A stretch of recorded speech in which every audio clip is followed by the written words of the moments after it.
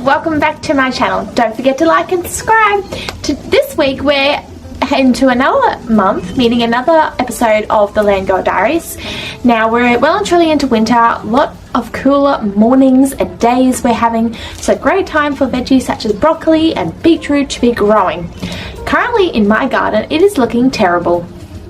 Yes, over the couple of weeks since I've talked to you last, things have started to die and look very sick.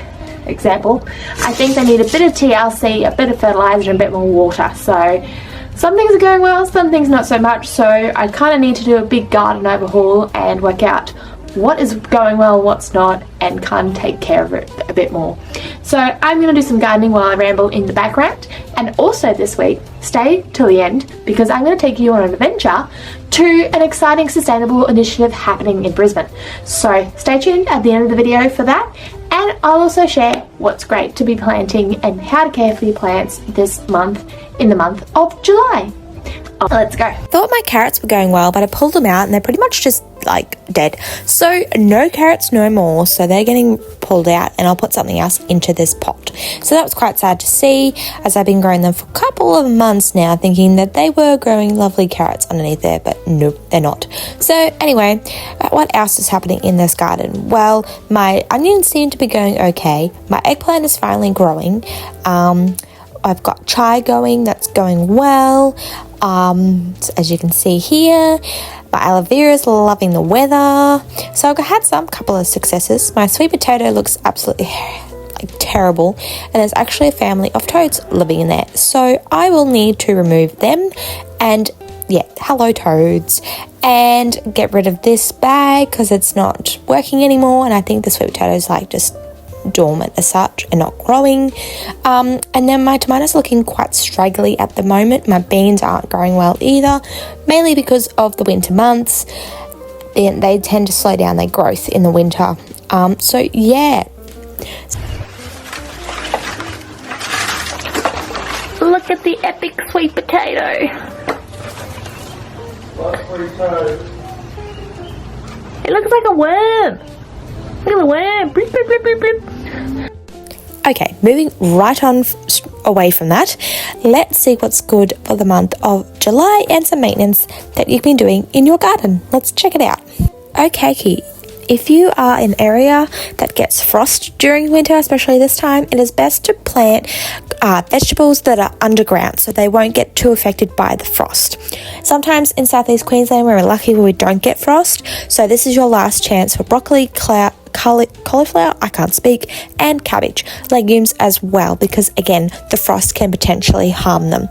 But definitely your root vegetables like carrots, bean and radish are ideal in this month. And my biggest tip for July maintenance is to spray for bindies for your lawn. If you've got lawn, I would spray for bindies now before they occur in springtime. It sounds a bit weird to do that now, but it will hopefully prevent the mass producing in spring when they tend to do pop up in your lawn and very hard to get rid of.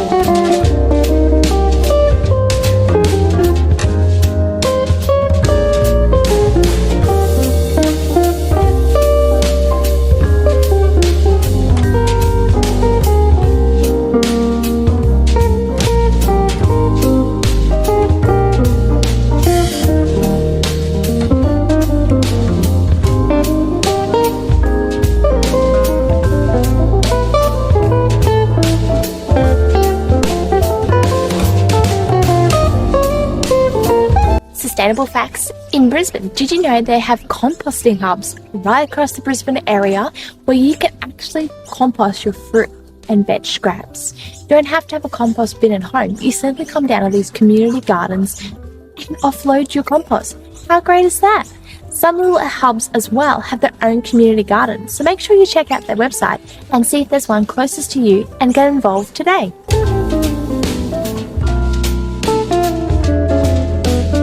Welcome to this little community hub.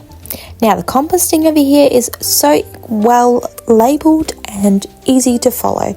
So they've got hungry bins which you put the actual compost in, and then the people just manually later on will siphon and turn the compost and do it all for you. So basically just contribute with your fresh fruit and veg scraps in these bins that say hungry, and the rest obviously the community garden volunteers will fix. Well, that's it for me. I hope you enjoyed this episode of the Land Girl Diaries, and make sure you check out those composting stations available around Brisbane, and also make sure if you're not in Brisbane to see if your local council do it as well. Local councils also have a rebate on composting bins, so make sure you have a look, do a bit of Google search and see if your council is participating in that initiative, as it's a great way to start thinking about the environment, start thinking about composting and reducing our waste that goes to landfill. Well, I hope you found this helpful and insightful, and I'll see you next time. Bye! And here is the absolutely beautiful community garden that is actually in the heart of Brisbane. And it's just so much love you can see and passion gone into this garden. It's just a mix of everything, and I just love seeing these in a city area. It really brings some greenery to the city life. So enjoy this little mini tour of this beautiful community garden.